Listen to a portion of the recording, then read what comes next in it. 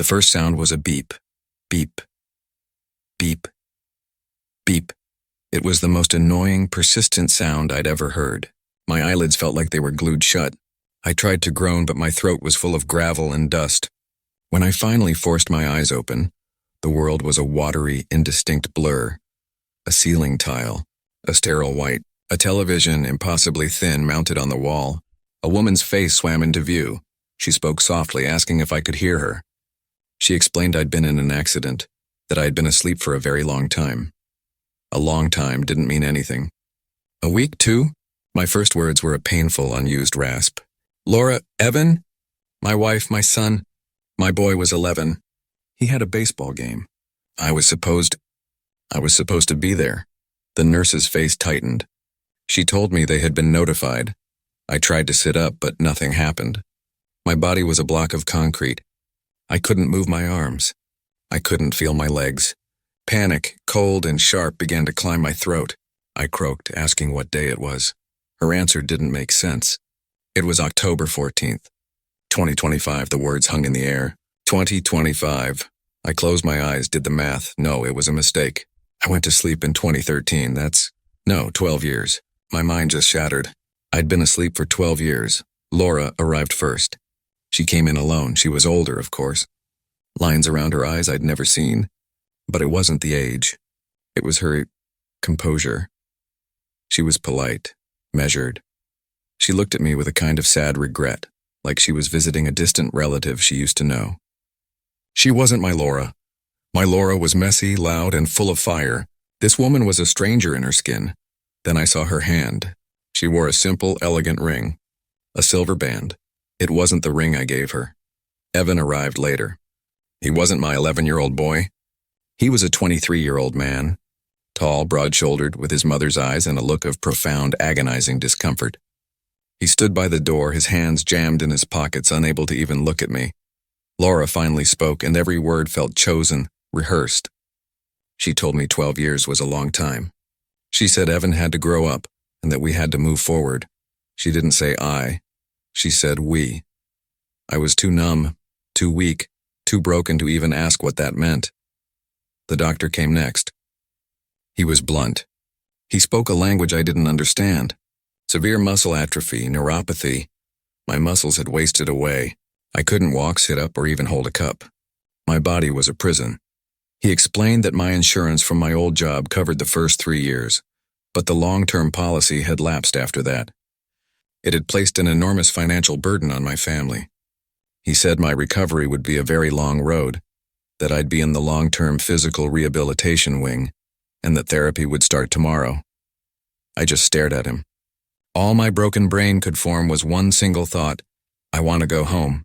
I had absolutely no idea. I didn't have a home to go to. The next few weeks were a special kind of hell.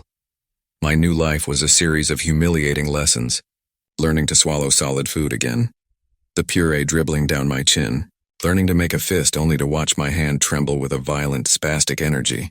The victories were microscopic. The frustration was towering. Laura and Evan visited, but the visits grew more strained, the silences longer. Laura always had an excuse to leave early. Evan had a class. She had a meeting. She was running from the room. My younger brother Tom visited more often. But he was, off. He was evasive, uncomfortable. Every time I asked about the house, our house on Ashwood Lane, he'd look away, telling me to just focus on getting better, not to worry about that. His guilt was so thick I could smell it. Finally, after 2 months, I was strong enough to be strapped into a wheelchair. That same day, a facility social worker came to see me. She was an overworked, tired-looking woman named Sarah, and she was holding a clipboard. She told me I had made remarkable progress, and that we needed to start planning my transition out. She asked if I had family I'd be staying with. The question felt like a warm bath. Relief. I told her yes. My wife, Laura. We had a house on Ashwood Lane. Sarah's smile didn't just fade, it fell off her face. She turned her laptop toward me. She had to tell me something.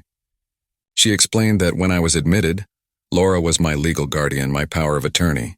But according to the state, that had changed 2 years ago, in 2023. My prognosis had been changed to permanent vegetative state. At that time, Laura had relinquished her guardianship. The state of California had become my legal guardian. I asked her, my voice trembling, what that meant. It meant that for the past 2 years, I'd been a ward of the state. Medicaid had been covering my care. But before that, she explained, while Laura still had power of attorney, she had to manage my assets to pay for the facility costs. She clicked a mouse. A public record popped up.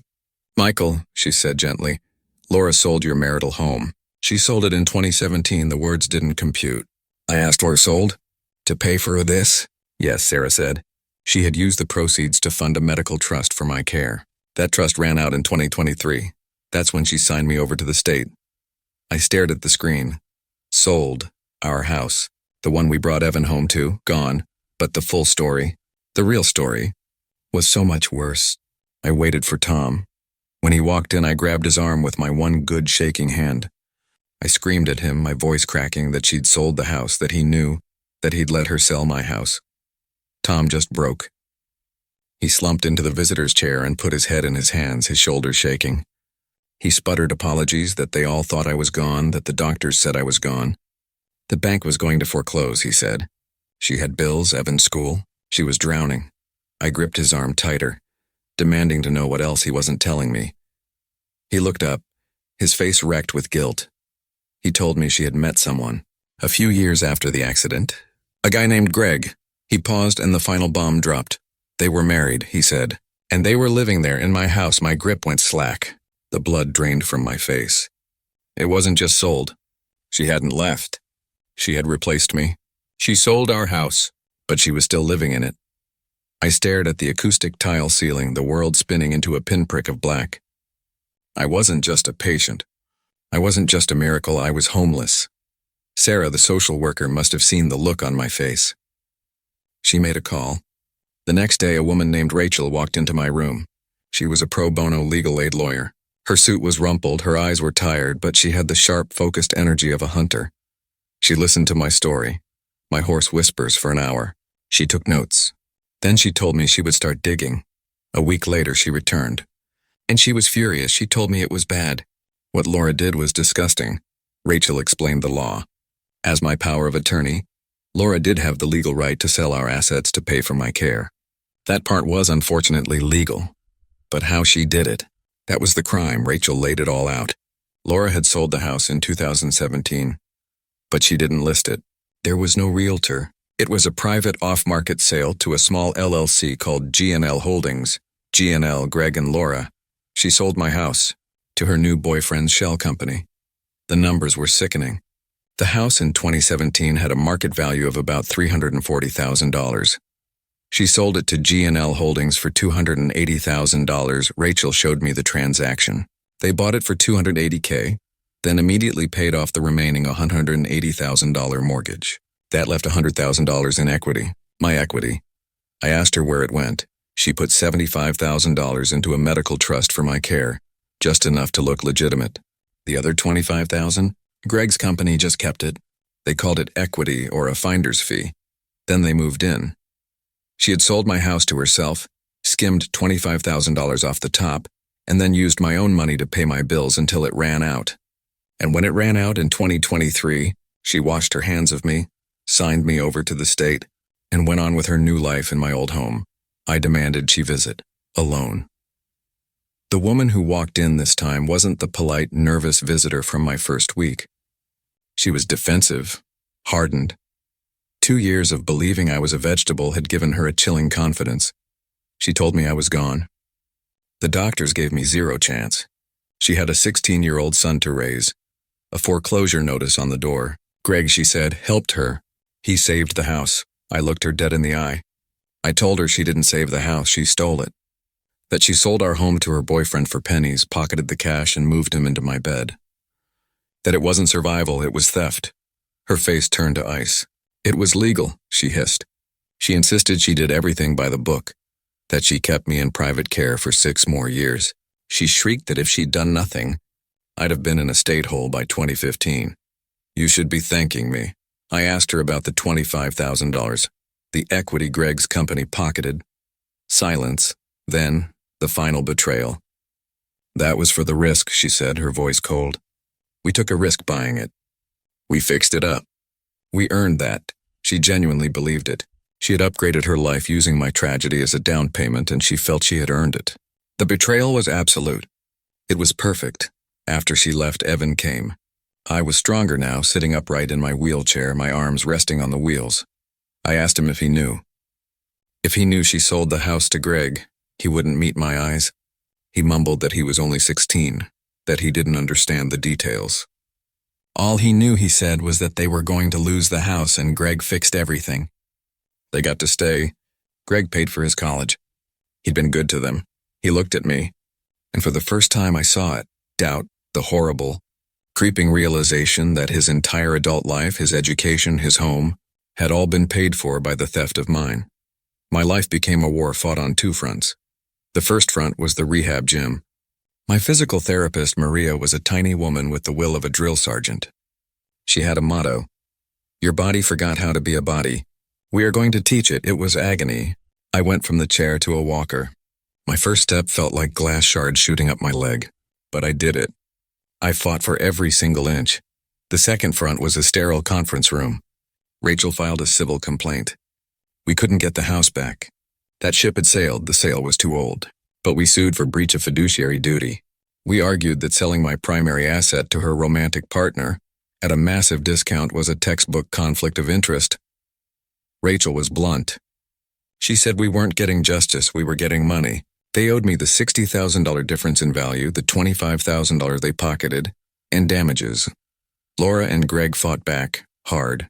Their lawyer argued the sale was legitimate, that the trust was adequate, that my waking up was a medical miracle no one could have predicted. But Rachel had the bank transfers, the LLC registration, the appraisal from 2017.